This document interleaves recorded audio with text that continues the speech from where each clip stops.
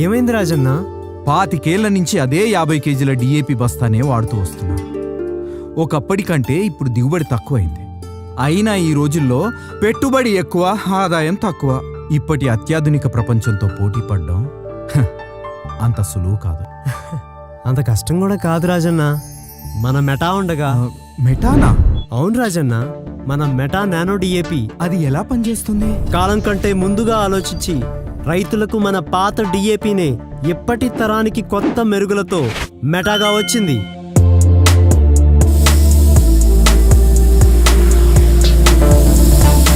మన కొత్త మెటా మిశ్రమం ఆకు నుంచి వేరు వరకు ఉన్న ప్రతి కణంలోకి వెళ్లి పోషణ ఇచ్చి మన పంటకు శక్తి, రైతుకు అధిక దిగుబడి ఇస్తుంది.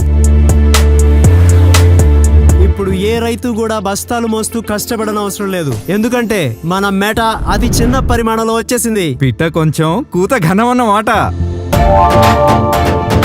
అధిక దిగుబడికి వాడండి మన మెటా డిఏపి. మెటాతో ప్రతి కణంలో ప్రగతి, రైతన్నలకు అందిస్తుంది పురోగతి. మన రాజుగారు ఇప్పుడు కారు కొన్నారా? మీరే వాడి చూడండి. అత్యాధునిక సాంకేతికతో మన గ్రోమోర్ వారు ప్రవేశపెడుతున్నారు మెటా డిఏపి. ప్రతి కణములో ప్రగతి.